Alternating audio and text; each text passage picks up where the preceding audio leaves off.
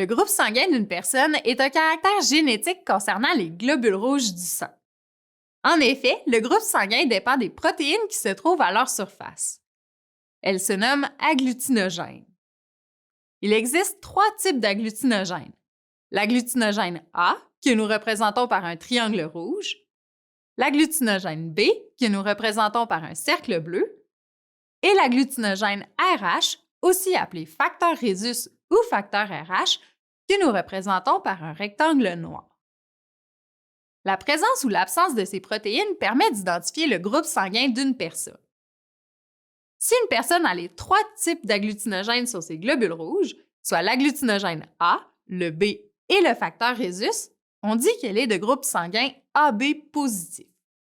Lorsque les agglutinogènes A et B sont présents, mais pas le facteur rhésus, on dit qu'elle est de groupe sanguin AB négatif. On comprend donc que c'est le facteur rhésus qui détermine si le groupe sanguin est positif ou négatif.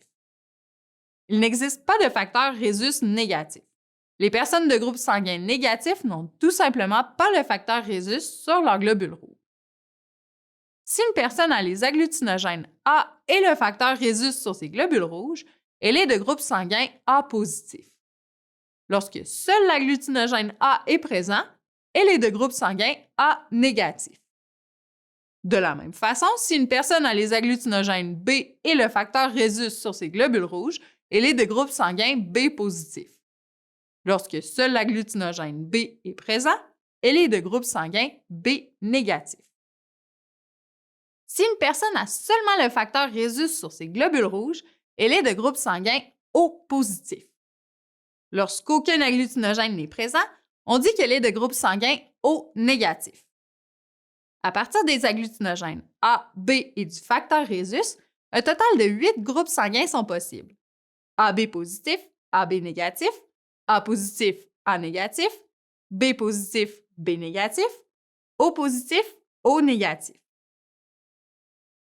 Tous les groupes sanguins ne sont pas compatibles entre eux. Par exemple, une personne dont le groupe sanguin est A ne peut pas recevoir le sang d'une personne dont le groupe sanguin est B. Pourquoi cette incompatibilité? C'est à cause des agglutinines. Une agglutinine est un anticorps présent dans le plasma sanguin qui s'attaque aux globules rouges portant un agglutinogène spécifique. Il existe 3 types d'agglutinines, chacun s'attaquant à un agglutinogène spécifique. L'agglutinine A, ou anti-A, l'agglutinine B, ou anti-B, et l'agglutinine RH, ou anti-RH. On représente les agglutinines avec des formes complémentaires à leur agglutinogène correspondant. Lorsqu'une agglutinine s'attaque à un agglutinogène, on dit qu'il y a réaction immunitaire. Cette réaction peut entraîner des frissons, de la fièvre, des douleurs au thorax et au dos. Dans les cas graves, les reins peuvent être affectés et cette réaction peut même causer la mort. L'agglutinine A s'attaque aux globules rouges qui portent l'agglutinogène A. L'agglutinine B s'attaque aux globules rouges qui portent l'agglutinogène B.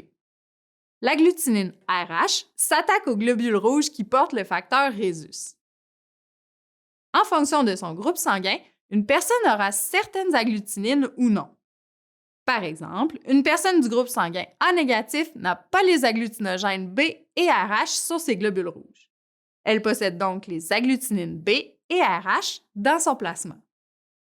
Celle-ci s'attaquerait à tout globule rouge portant l'agglutinogène B ou RH. La personne n'a pas l'agglutinine A dans son plasma sanguin, sinon celle-ci s'attaquerait à ses propres globules rouges. Si on donnait du sang B négatif à une personne du groupe A négatif, les agglutinines anti-B détruiraient les globules B négatifs. En connaissant le groupe sanguin de 2 individus, on peut déterminer leur compatibilité en vue d'une transfusion sanguine. Faisons un exemple avec un receveur de groupe sanguin B positif. Ses agglutinogènes sont B et le facteur rhésus. On en déduit que son plasma possède l'agglutinine A. Si des globules rouges portant l'agglutinogène A sont introduits dans le corps d'un individu de groupe B positif, les agglutinines A de son plasma vont se fixer et provoquer l'agglutination du globule rouge étranger. Donc, les personnes de groupe A négatif, A positif AB négatif et AB positif ne peuvent être des donneurs pour une personne de groupe B positif. Les personnes qui sont de groupe B négatif, B positif, O négatif et O positif peuvent donner du sang à une personne de groupe B positif sans problème. Faisons un autre exemple avec un receveur qui est de groupe AB positif. Ses agglutinogènes sont A, B et le facteur rhésus. Puisque ces globules rouges possèdent tous les agglutinogènes, son plasma ne possède aucune agglutinine. Cela signifie que tous les groupes sanguins peuvent donner du sang à une personne du groupe AB positif. C'est pour cette raison qu'on le nomme le receveur universel. Faisons un dernier exemple avec un receveur du groupe O négatif. Puisque ces globules rouges n'ont aucun agglutinogène, son plasma possède toutes les agglutinines, soit A, B et RH. Pour les donneurs potentiels, on élimine les groupes ayant l'agglutinogène A, l'agglutinogène B ou le facteur rhésus. On remarque qu'il ne reste que le O négatif. Cela signifie que les personnes du groupe O négatif ne peuvent recevoir du sang que d'une autre personne du groupe O négatif. Par contre, les personnes du groupe O négatif peuvent donner du sang à tous les autres groupes sanguins en raison de l'absence d'agglutinogène. C'est pour cette raison qu'on le nomme donneur universel. Voici un tableau sommaire présentant toutes les compatibilités possibles entre les donneurs et les receveurs. Lorsqu'une transfusion de globules rouges est prévue pour un patient, on lui donnera des globules du même groupe que le sien. Par exemple, on donnera du sang A positif à un patient du groupe A positif. Toutefois, dans une situation d'urgence, on pourrait donner du sang O négatif puisqu'on sait qu'il convient à tous.